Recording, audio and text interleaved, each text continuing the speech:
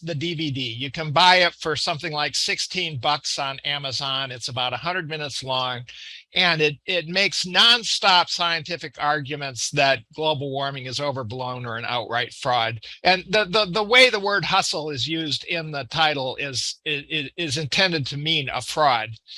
So that is really the claim of the movie. I've had people claim that it's only saying that there's doubt, but that's not really what the movie's saying. Okay, so time to share the screen. Okay, so we're sharing the screen. Can everybody see that slide Yes. well with the title and everything? Yes. Yes. Okay. Very well. Okay. Yes. Rave reviews from National Review, Cal Thomas, whoever that is, and Breitbart News, and for this movie. Okay, purposes of the presentation is to enable climate activists to more effectively debate climate skeptics. I tend to find that liberals are really uninterested in learning climate science because the consensus among liberals is that global warming is real, and they don't tolerate anybody who thinks differently. But if you're going to go into conservative spaces and engage with conservatives, you encounter a lot of climate skeptics.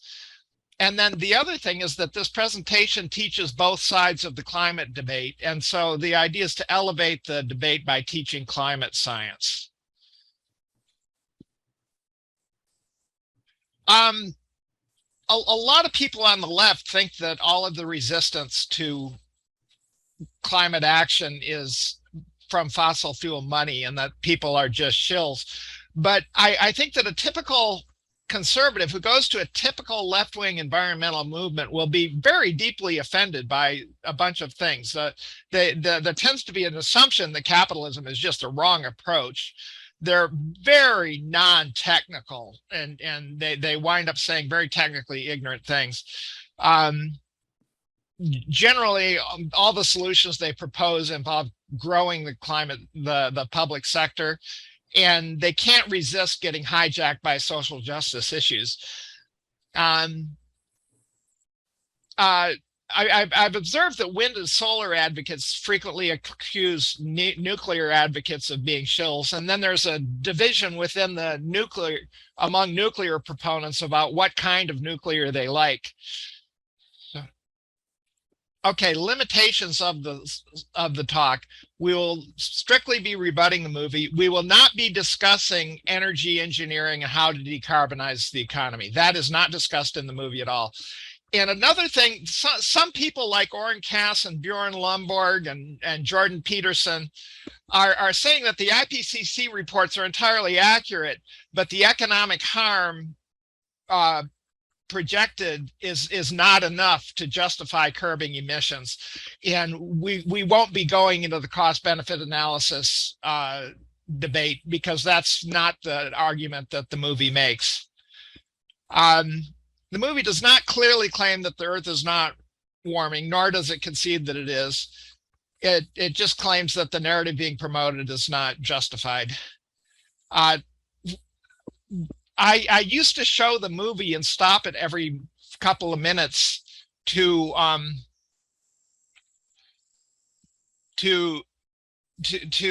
explain why what they just said was wrong. The problem with that is that I've been doing this for several years, and as the years go on and I learned more and more about climate science, the talk got longer and longer until it was 3 hours. And so I'm just going to paraphrase what the movie says and then rebut it, and I got it down to 45 to 50 minutes that way. Okay, this is the MC of the movie, Mark Morano. He's the publisher of the Climate Depot website. He formerly worked for James Inhofe, the guy who took a snowball to the Senate and said, well, if there's snow in Washington, global warming can't be real. Does not claim to be a scientist. He has a bachelor's in political science. Okay, they do a skit where a street hustler is playing a crooked card game to rip off some passers-by. And this is a simulation of a hustle. And then Mark Morano walks up and pulls a card from under the hustler's sleeve and exposes him as a fraud, and he slinks off embarrassed.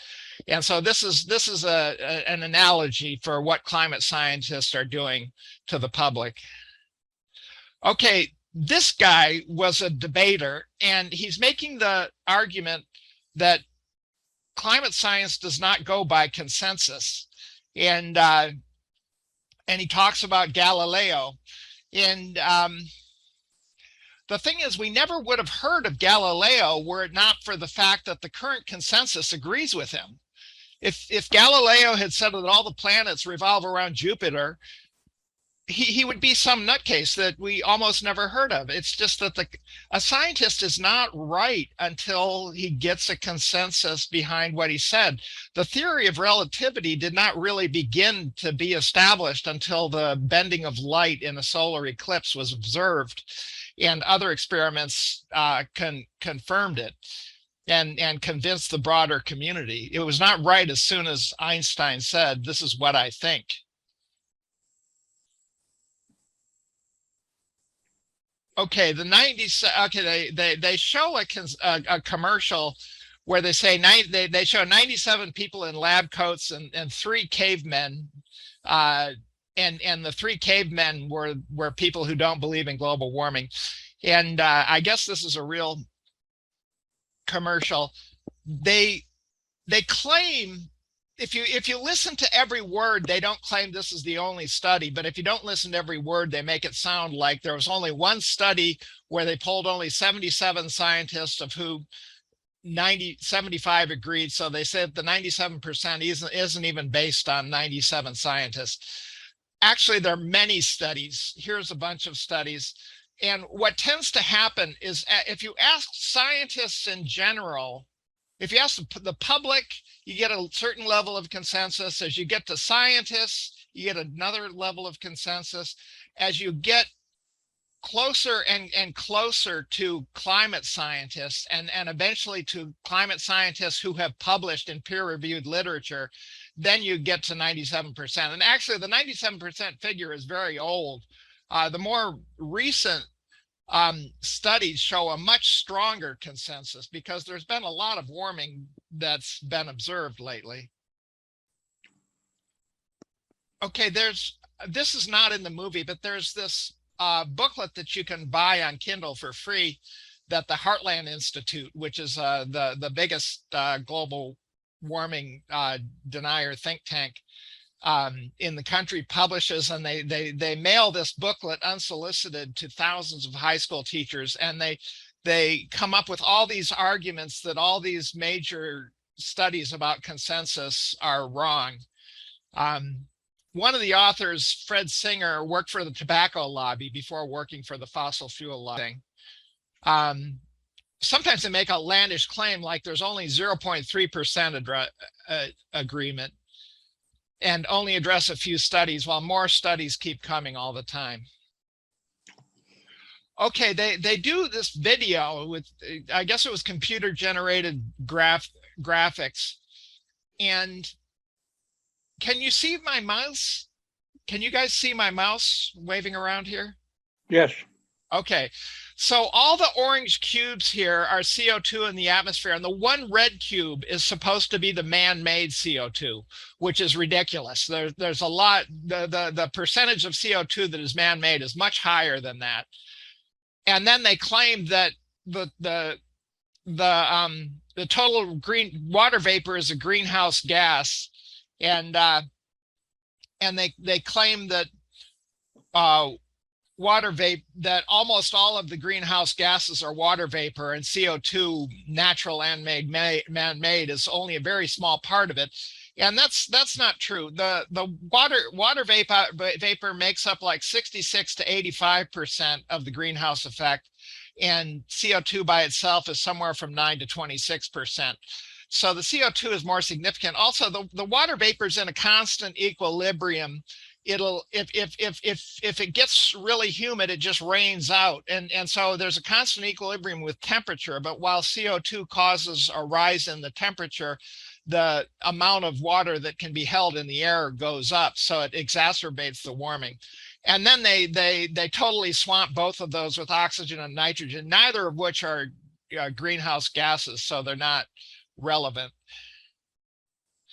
And then, okay, this is a graphic I made. This is not in the movie. The brown cube is the amount of CO2 in the air 200 years ago.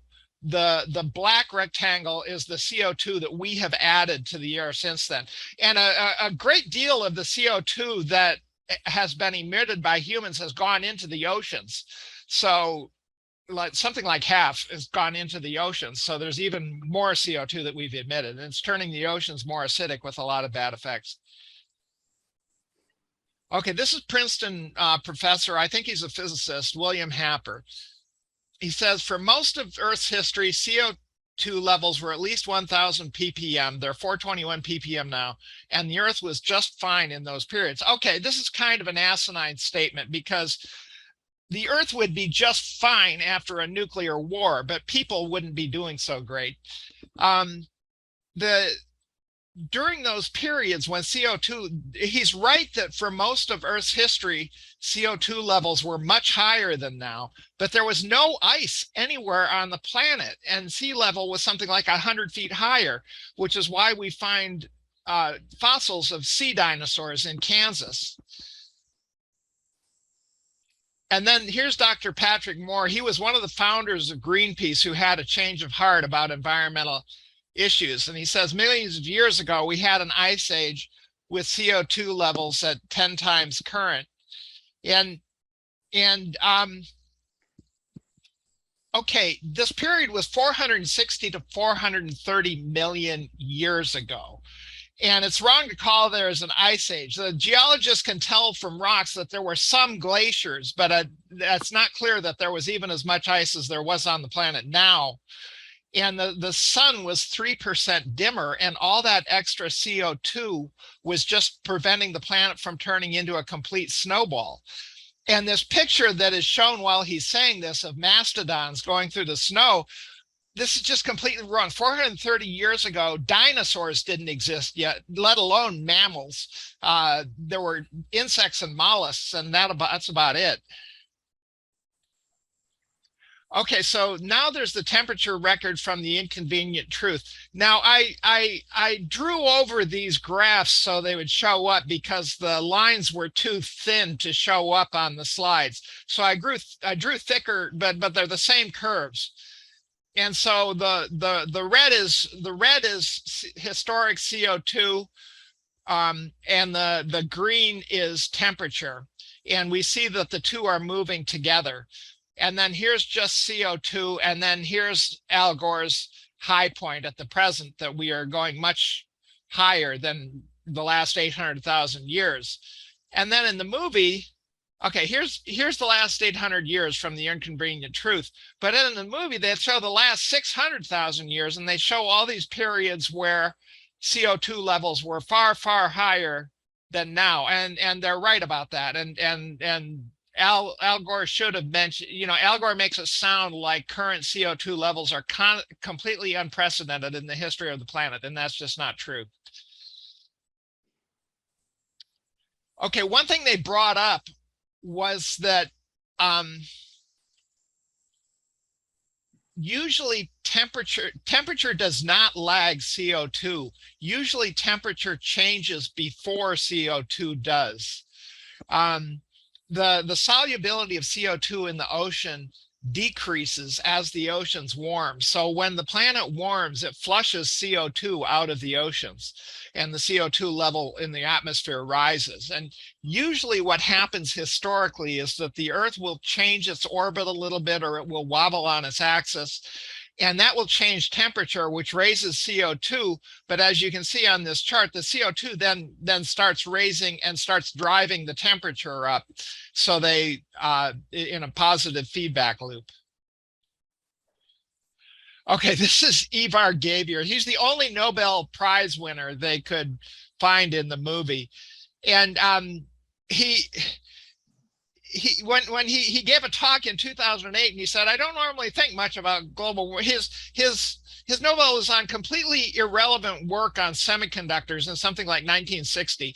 And so he had to speak on a panel about global warming. And he said, after half a day to 1 day of Googling, he said, this is what I found. And if you've ever been in a university with Nobel Prize winners present, everybody rolls out the red carpet for them, and they're treated like gods, and they get really full of themselves. And so they'll weigh in on subjects without doing their homework.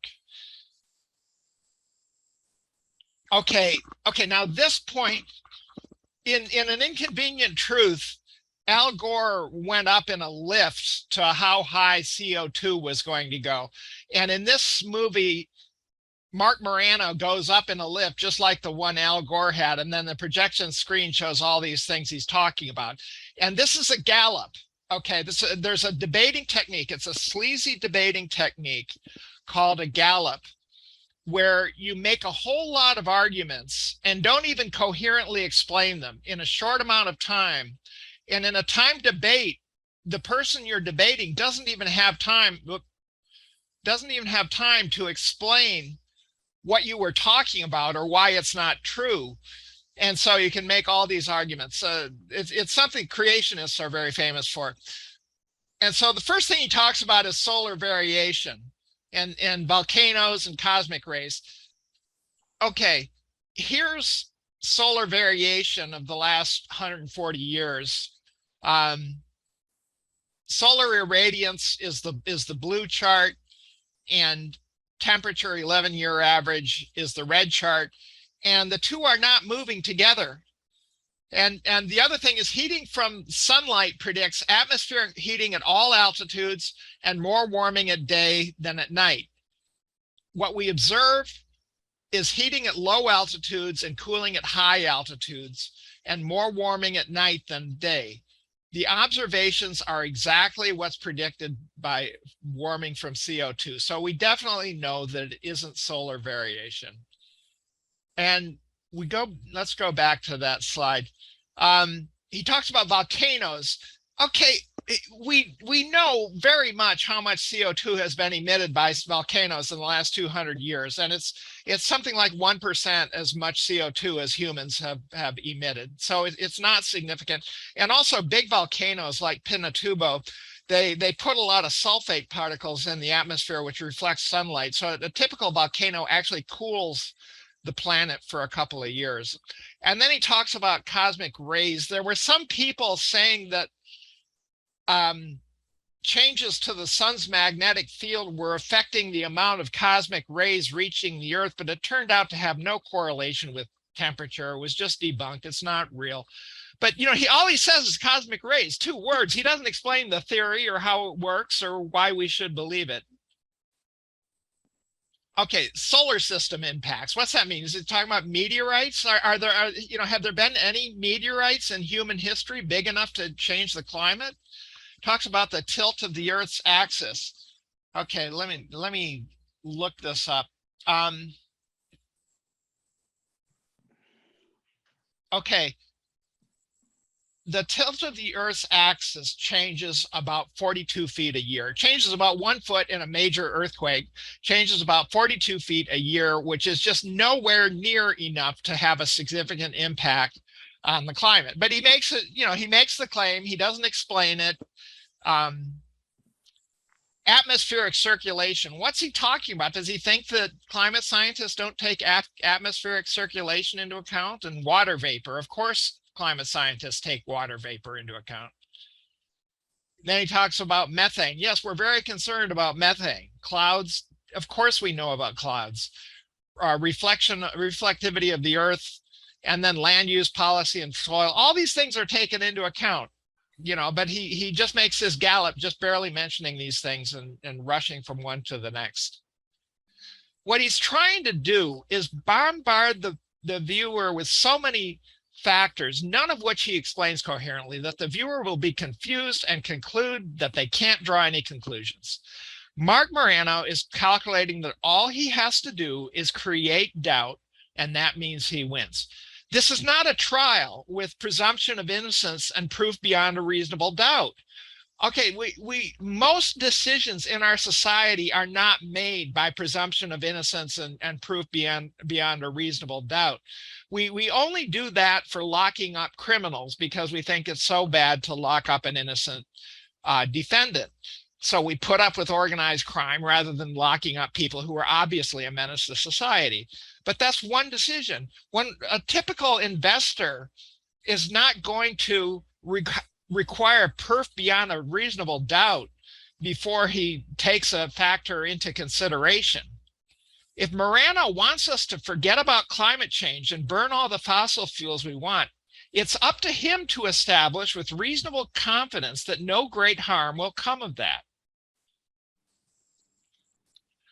Okay, and then they show a bunch of TV stuff with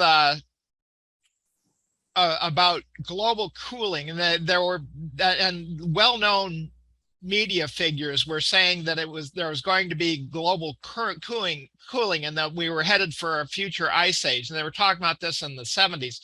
But if you look at this chart on the right, the red is the climate scientists who predicted warming at that time, and then the blue is the ones who were predicting cooling, and the yellow were predicting no stance. And so somehow the ones predicting cooling got the ear of the media, which is unfortunate. And one thing that was happening is we were burning a lot of dirty coal, which was high sulfur coal, and there were sulfate particles emitted in the pollution, which reflected sunlight, but they also caused acid rain. So in the 70s, we installed scrubbers on smokestacks at coal plants to get the sulfur out of the air. And so we cleaned up the sulfur. And once that happened, after 1980, the planet began warming. Okay, this guy, I think he's some politician. And in the 1988 hearing where James Hansen was going to talk to Congress about global warming, this guy told Frontline that they deliberately picked the hottest day of the year, and they turned off the air conditioning in the room, and they opened all the windows so that everybody would be mopping sweat off their brow to have a greater effect. And I think, you know, for a politician, that's par for the course, but for a scientist, that would be disgraceful. They talk about polar bears. Okay, they say that the polar bears are doing fine, and this is true. A British court found that everything Al Gore said about polar bears in an inconvenient truth had pretty much no scientific basis. When I see people dressed as polar bears at climate rallies, I cringe. Okay, Antarctic sea ice. The movie claimed that the amount of sea ice in Antarctica was increasing, which was temporarily true around 2014. If you see this here, it was a temporary trend, but the ice has retreated since then. So this chart on the left is the extent of Antarctic sea ice. But once they started saying that, they keep repeating it. They haven't checked the latest data. So it's something that climate skeptics repeat all the time. Okay, they show some shots. I think these were from an inconvenient truth of what something like 20 feet of sea level rise would do to Washington, D.C. And Florida. And when I saw an inconvenient truth in 2016, this really scared me. Now, Al Gore said this is how much sea level rise we would have if Greenland melts. But he didn't say anything about how long that would take. And it would take centuries or millennia for Greenland to melt. Whereas when I saw all these, they also had a picture in Inconvenient Truth of the water rushing down the streets of Manhattan where I was sitting in the movie theater. And my date was falling asleep. She was not a science fan. But but it was very alarming. And at the time I calculated the size of Greenland and the thickness of the ice there, and if it melted, how much would it raise the ocean? And yes, that would raise the ocean 20 feet. But the IPCC was predicting 2 feet of sea level rise by 2100. And so here's the actual sea level rise. Let me see. The source of this is climate.government, and they apparently were measuring sea level two ways. But if you look, there's a kink in the curve around 2006, and the sea level rise, the rate of sea level rise tripled after 2006. But they in the movie they have people saying that sea level rise is not accelerating and it's no big deal. Now, bear in mind the movie was made in 2016, so you know they might have been out of date. Okay, then they show news anchors. I don't know if that's Diane Sawyer. Is that you know, all these news anchors talking about wild weather and any strange weather phenomenon they're attributing to global warming. And then this guy testifies before the U.S. Senate. He's from University of Colorado, that we've observed no increase in the number of hurricanes or tornadoes as a result of global warming. Now, I've read in the IPCC reports that they don't predict more tornadoes from global warming.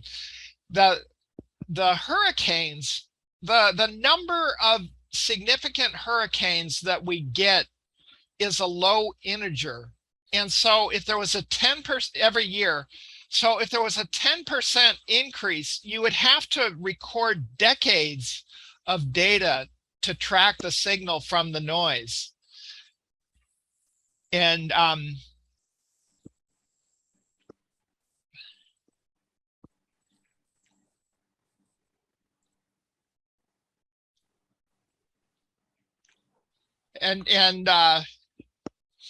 I can't see the chat. When I'm sharing the screen, I can't see the chat. So if you're typing questions in the chat, I can't see them. So I'm sorry. The questions will have to wait until I'm done. And then, you know, have a piece of paper and write down your questions. And then we'll have like 15, 20 minutes of question and answer. So the hurricanes, it's really hard to tell if there's been an increase in hurricanes or not. Okay, this is Patrick Michaels. He was head of the Climate-Skeptic outfit at Cato Institute. And he says that climate models predicted too much warming. And I think the first decade of this century turned out to be cooler than anticipated. And we've got to talk about El Nino and La Nino. Yeah, when the currents flow one way in the Pacific, it's an El Nino, and you get a very hot year. And in a La Nina, the current flows in the opposite direction, and a lot of the heat goes into the ocean depths where we're not measuring the temperature, and so you get a cold year. And in the first decade of this century, we had in 1998, we had a super hot, record-breaking El Nino. And then for the first decade of this century, we had a lot of La Niñas. So it wasn't really until about 2010 that the temperature record of 1998 was broken. Cato has since disbanded their Climate-Skeptic unit as a lost cause. Okay, now this is temperature data. This is a 5-year running average from NOAA. This is not satellite data. They don't take satellite data into consideration. And so here are the temperatures going up. And you see that it kind of flattens out for a while. And then in the late teens, it just blows through the top and gets really hot. Okay. This is the satellite data. I downloaded the data from the University of Alabama at Huntsville website, where they monitor this satellite data. And I downloaded the data and I wrote a computer program, and the red is a 1-year average. So in the 1-year average, you see this super hot year in 1998. But when you have a 5-year average, it's just a little bit warm. But one thing that you do observe with the temperature data is that from about 2000, to about 2014, there was not really a clear warming trend. And so climate skeptics were having a field day claiming that warming has stopped. And there was this one climate skeptic at the University of Alabama at Huntsville who printed the chart, and he only printed the yearly data. And it was, he tried, I really don't think he was doing it in good faith. He printed a tiny chart that made it as noisy as hell, and you couldn't see trends. And I was arguing with a climate skeptic, and the climate skeptic said, no, there's no warming. And I said, well, it looks like there's a warming trend. But when I do the 5-year average instead of just the 1-year average, you see the very clear trends. And after 2014, we've just blown through the top and gone back to heating. So, but for a long time, climate skeptics were making a big thing about satellite data says that warming has stopped, and they still say it.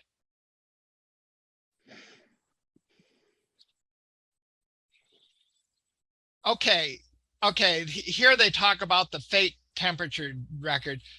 This guy, I forgot what his name. Let me see. I have notes in another window here. Yeah, Professor Robert Geigenack of University of Pennsylvania said that he didn't believe the hockey stick graph for 2 reasons. One is there was no medieval warm period.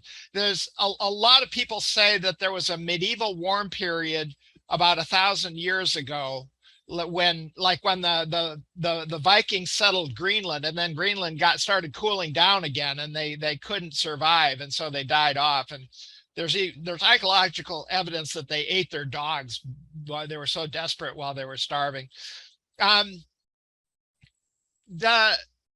the thing is, the medieval warm period was in Greenland, in the parts of North America close to Greenland, and in parts of Europe. It was not a global phenomenon. It doesn't show up in Antarctic ice cores. And then he said that there was a kink at the same time as the measurement technique changed. Well, okay, wasn't the thermometer invented around the same time as we started burning coal? So that seemed like a point. And then, okay, there's this climate skeptic, Stephen Goddard, who later on said that his name is Tony Heller, was claiming that the temperature record was faked. Now, the thing is, the temperature record based on surface data takes a lot of weather stations, and you have to average thousands of weather stations. And if a weather station is in a suburb and then the suburb becomes city, it becomes hotter, and you have to adjust for that. And it's a major undertaking. And then he said, oh, it was all faked. And PolitiFact, Anthony Watts of the Climate Skeptic, what's up with that, told Heller he was wrong. PolitiFact rated that a pants on fire lie. Okay, this is not in the movie. This is a guy, Professor Richard Muller. When the ClimateGate emails were leaked, Richard Muller was outraged at what he felt was some academic dishonesty on the part of climate scientists. And he declared that he didn't trust climate science as a discipline. And he assembled his own team, Berkeley Earth, to recreate the temperature record of the last couple of centuries from the raw data. This took a few years. In the end, the temperature record he came up with agreed with the one given by climate scientists. Okay, this is really the most embarrassing. If you're a climate advocate, this is the most embarrassing part of the movie. They show a lot of major respected leaders of the climate movement saying things that are just turned out to be wrong, and especially talking about tipping points, and that all hell was going, we had 1 or 2 years in 2009 or all hell was going to break loose. Al Gore is a lawyer. He doesn't have any college level STEM. Christina Figueres is of the UN Climate. Her education is in anthropology and economics, no STEM. There's climate scientist Michael Mann,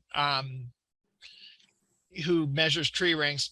And then James Hansen is saying something about oceans boiling. They don't even show the whole sentence. They don't. So it's completely out of context. They don't show how many centuries or millennia in the future he's talking about. It just sounds crazy. And the whole time they've got this picture of a time bomb in the corner ticking down, gonna go off. And then they have Prince Charles, who I never considered to be an intellectual role model, and then news anchors. News anchors are chosen for their looks, not their brains. So they're all saying these regrettable things. Oh, and then, okay, we're coming right on the end. Good. We're nearly at 45 minutes and we're nearly at the end. And at the end, Mark Morano says how nasty the climate debate is because people call them deniers. And it's my policy to call them skeptics. They want to be called skeptics. I want to have a friendly conversation with them. You don't start a friendly conversation with someone by calling them a denier. But Mark Morano is hardly one to complain about nastiness because he would publish private email addresses of major climate scientists, including Catherine Hayhoe, who is involved a lot with CCL, so that they would get hate mail and death threats from the public. And he says it's part of the process. And so he has no right to complain about someone being nasty. And then they show this guy, this is Lord Christopher Monckton, saying how mean it is that people tell him he's not a lord. Okay, here's what happened. Christopher Monckton was in line to be in the British House of Lords, and he lost out on a technicality, and he didn't get in.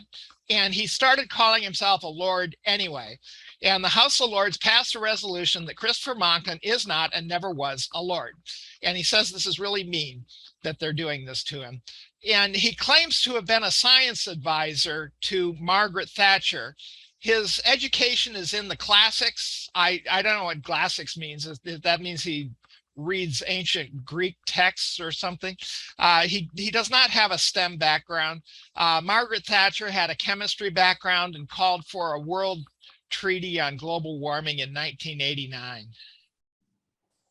And that concludes our debate. And stop share. And so I'll enable the chat again so that people can type questions. Or I would say also just speak up. This is a nice group, small grouping for a good discussion. Okay, now I can see the chat comments. We're just Jeffrey, did you want to speak, say what you were going to say earlier?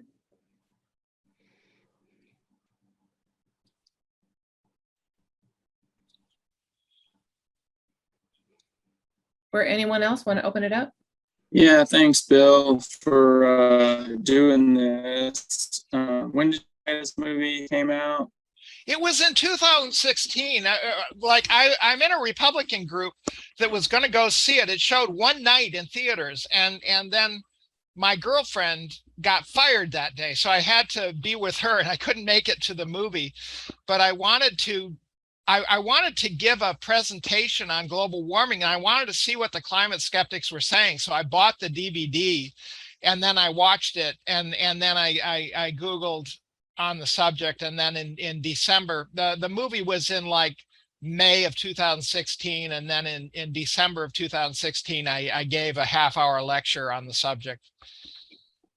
Thanks for doing it. It was helpful. A lot of it was over my head, and feel like I've got to bone up on again. I got into the science several years ago, and then I've gotten out of it since then. But is your deck available somewhere so that we can like review this to kind of let it sink in a little bit more?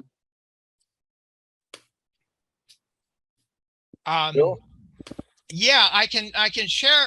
There's a web page that shows all these pictures and a lot of text, which is everything I said. So I'm going to share that in the chat. Okay, great. And then the last question is, we recently got hit with not hit, but our representative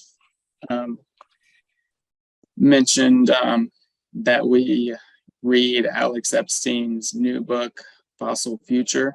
And he says in it, that Alex doesn't make, he said that Alex isn't anymore denying climate change. He said something to that effect. But anyways, I just wondered if you'd read that or had any thoughts on that. Yeah. A lot of the debate has moved on from a lot of the debate has moved on from claiming that global warming is not at all real. There's still, okay, what I would do is I've gone into conservative Facebook groups, and then I try to start a conversation about global warming. And then a lot of people come forward with these climate skeptic arguments that I've been hearing. I've been reading everything I could get my hands on since 2016. So it's not a fair fight. And so they'll all say things, and I'm being polite and friendly, and I'm trying to explain to them politely how they're wrong. And most of them, after just my first reply, lose interest in the conversation altogether. And the people who argue never come around, but sometimes people who just observe the whole conversation come and join my Facebook group afterwards. So. Have you read Fossil Future? No, I have not. But they're like Bjorn Lomborg and Jordan Peterson and Oren Cass. They're all saying the IPCC reports are completely accurate, but the amount of harm that they predict does not justify the expense of curbing fossil fuel use. And I'd have to give another talk about that. And I personally don't think, they came out with that report a few years ago that said that we have to hold the warming to 1.5 degrees Celsius. And I found this graphic from the IPCC report and put it on my website. I'll share it. And if you look at the difference between 1.5 and 2 degrees C of warming, most of the differences are not very severe. And I think that it will be so hard to hold to even 2 degrees of warming that I think it's hard to justify 1.5 degrees. The main difference between 1.5 and 2 degrees is the complete wipeout of coral reefs. And I don't know if we could genetically engineer coral species that are more heat tolerant. There would also tropical maize, which is a major food source in the tropics, would be negatively impacted, but there would be more wheat and corn grown in Russia and Canada. So now the thing is, like, if I were in Congo, I don't know how I would feel about depending on a rogue state like Russia for my food. So, but that, so you can look at the chart, and I feel it's very hard to justify the 1.5 degree target.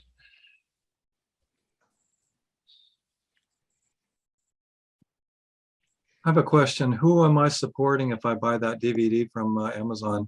I was just thinking that. I hate feeding. I hate feeding that group. Well, I don't know. I remember I had a friend who was a climate skeptic, and he refused to see an inconvenient truth because he didn't want Al Gore to get the royalties. And I bought 2 copies of the DVD because I bought the first copy and lost it. So and then when I was showing the movie over and over again, I had to, I did a really long negative review. Real quick. I mean, just before, Fossil Future is available at my public library. I recommend that you look for it at your own public library. Good idea. Thank you. And the others too. So that is a way. And Bill, Larry's hand is up. Oh, I didn't see that. Hi, Larry. Yeah. One thing I was wondering is, I think Merchants of Doubt came out in 2010 or 2011. And I found that very, informative in terms of why people would be kind of trying to debunk stuff that seemed to be getting more scientific evidence. So it's interesting that this Climate Hustle and Climate Hustle 2, I guess, whatever, came out, 5 years after. And what's interesting, Mark Moreno or whatever, he was featured prominently in that movie. I remember that. In that movie. And so it's like, is he trying to hope that people forgot about that movie? Or is he trying to just, stick it again, because he looked pretty ridiculous in Merchants of Doubt. Well, I thought that Merchants of Doubt was really very much a follow the money. Their philosophy was follow the money, and I think that, like I said, I think conservatives naturally hate environmentalists, really, and that's a big factor. And also the Green New Deal. If you read the text of the resolution, it didn't even start out as an environmental measure. The original author spilled his guts to the Washington Post and said, we originally thought of it as how do you change the entire economy thing. And so it was just the Justice Democrats' wish list, everything they could possibly hope for. And then they put lipstick on it and called it a climate measure. But there are all these environmentally irrelevant things that are complete deal breakers with the right that I think completely confirmed the suspicions of many conservatives that global warming was a fraud and an excuse to ram a leftist agenda through Congress. And it's just really a shame that something that was just really extreme and stupid like the Green New Deal could get so much attention, while people like CCL, who talk to both sides and cross the aisle and try to make deals and solve problems, can't get noticed. Yeah. It is interesting that there was a congressional hearing the other day, and I'm aware of it because this climate scientist from A&M was giving testimony, and there was another guy there from the Institute for Energy Research, and they had an interesting back and forth about, it's not a problem, it's not going to be, that big a deal. And the climate scientist Andrew Dessler had a pretty good response by saying, it may not be terrible for everybody on the planet, but it's going to be pretty bad for a lot of people, if we get to a certain point. And if your rationale is, because the guy from Institute for Energy Research said, oh, we can just adapt to whatever comes. That was his response. Yeah, I hear that a lot. And and one phrase that I hear from conservatives a lot is economic suicide. For us to curb emissions would be economic suicide, and China's building coal plants right and left. And so we would just be sacrificing our economy and inflicting terrible poverty on ourselves. And also, expecting the third world to curb emissions is immoral, because if they don't have electricity, people die. So they make all these arguments. One of the things I've been trying to do, when I hear that, I respond back with a recent report that the Mitchell Foundation helped fund, which was, he's the father of fracking, the original guy. And they did a report that said, Texas can get to net zero by 2050. And they started off with the sentence, the world is decarbonizing. And then about 2 sentences in, and if Texas doesn't get on board, we're going to be stuck trying to sell products around the world that nobody wants. So, it's basically the world is decarbonizing. That's the thing I keep pointing back to people who say it's economic disaster. It's like, it's a huge economic opportunity, and we're going to miss the boat if we don't get it. Well, I've heard some people in CCL saying, carbon dividend will be a complete win-win, because the redistribution of income to the poor people will buy stuff and consume services and create jobs. So it'll create jobs for the economy, and everything will be better. And I don't really agree with that level of optimism. I think there will be sacrifices, and we'll have to beef up the grid a lot. Yeah, Steve? Well, one point that might be worth making with conservatives is the extent to which even minimal amounts of climate change are quite likely to drive migration out of Central America, which is already quite hot. And we Yeah. can't cope with the southern border now. Yeah. What is it going to be like when people find that it is, impossible to make a living in Central America? Where are they going to go? Well, also Come here. the whole weather pattern of all the weather patterns of the world, all the major jet streams. I don't want to get into all the weather patterns of the Well, world. no, I'm just saying, no, looking no. at things that might have. It's all driven by the gradient of temperature from the equator to the North Pole. And the North Pole is heating radically faster than the rest of the world. So the gradient is changing. And I'm not sure, but I think the reason they're having so many wildfires and droughts in California is because the wind patterns are changing. And because 1 degree of warming is not enough to make California burst into flames. No, I was just looking for arguments that might get some traction with conservatives. That's all, Yeah, yeah. rather than getting back into the technical weeds. Oh, okay. I Which love tend the to put them to technical sleep. weeds. I love the technical weeds. I know you do. Another question I had, though, was in the past, climate scientists at least have been very reluctant to attribute any of our current extreme weather to global warming. I know. Like news anchors love to do it, but Oh, yeah. not climate scientists. Yeah. Do you see any change there? I've seen a couple have come around and attributed, I think, the Australian Well, wildfires. Catherine Hayhoe, who is with CCL, she's sort of the CCL resident climate scientist. She attributes everything to global warming. She's not very conservative in her statements, and I'm very skeptical of her. Someone mentioned a book, by the way, in here. And I was not a book I had heard of, and I don't know what it's about. Trying to remember. But Fossil Future, Alex Epstein. Yeah. has Do you know what the thrust of the book is, roughly? Like Bill said, the only gist I got from our representative talking about it was that it moved on from arguing whether climate change was real or not, and was arguing that it won't be as bad as people say, and we'll probably be okay and handle it. Okay, yeah, right. The Lomborg argument. Yeah. Lomborg said that he is in favor of a carbon tax, and I bought his latest book and read the part about what he thinks should be done. And okay, he's in favor of a carbon tax, but his carbon tax would be so low, it's indistinguishable from doing nothing.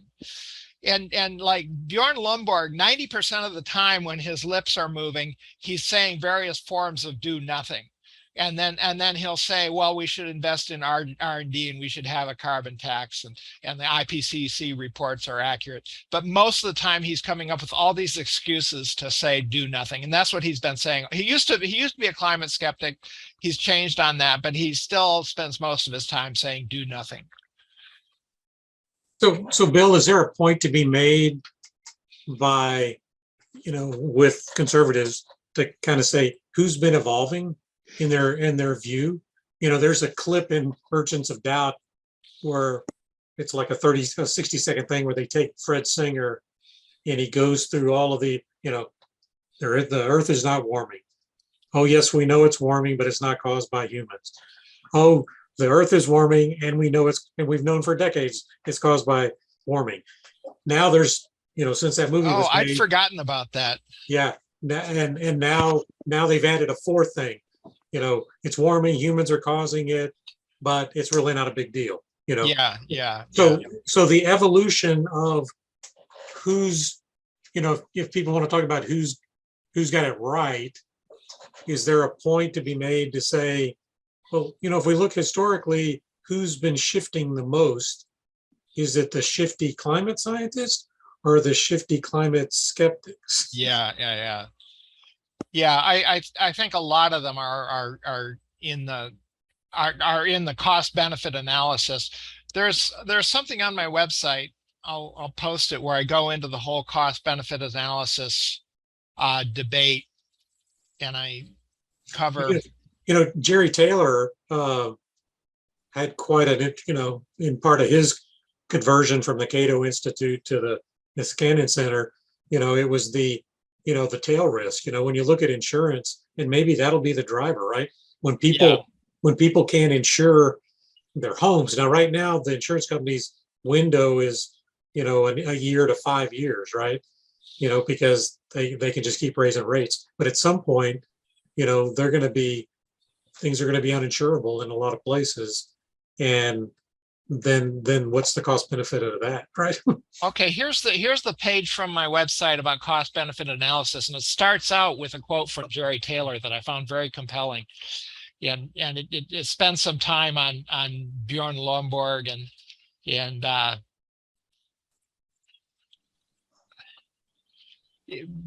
Bjorn Lomborg and Jordan Peterson made a joint video where they basically came up with reasons not to do anything about global warming. Thanks. I'll check that out.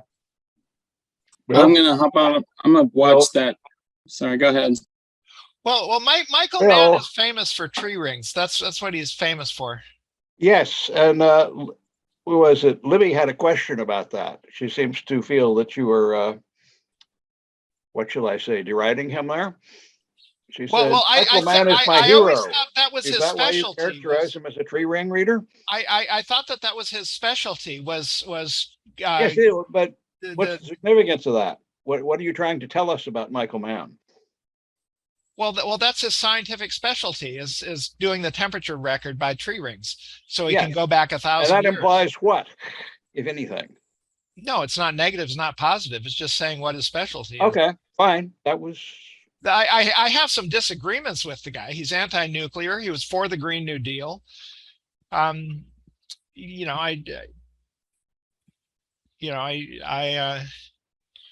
that's all I wanted to establish. It's purely a factual characterization of his work. It's not a negative comment or a positive comment, either one. Yeah, that's what he's known for.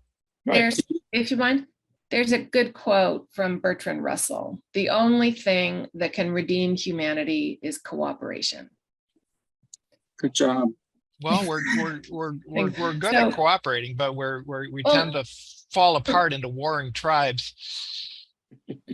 So how we learn how to work with people who strongly disagree with us or are skeptical of what we say. And I've had increasingly good conversations where, because I don't assert any knowledge or truth that they, I just don't. And anyway, just one little example is a handyman that came over to fix a washing machine.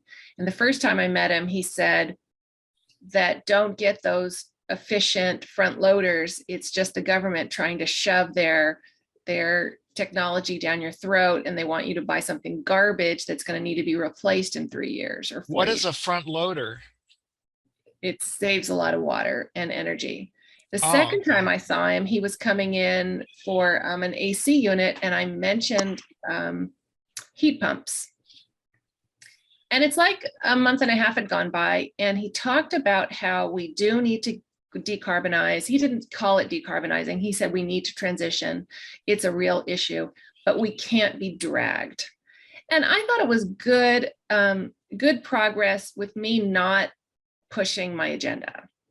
Okay. Well, how just saying. exactly do you push the agenda without pushing it then? I bring it up, and heavens, everybody can look at the weather. And Right. Kansas is Okay. having a drought, and we're Mhm. having heat waves, and everybody can see that. And the paper or the radio always says, regularly says we're having a recession, and that there are new jobs. I don't know. But it's important to know the fact, and I think Bill has presented here the intricacies of the issue and the fact that the left can be wrong about things and exaggerating and just wrong. And so admitting that to the people that we talk to, the everyday people we talk to, and not saying that we're right, that we have the new, the best new facts, but to say that, but it is real. At least everybody agrees now that it's real. Right.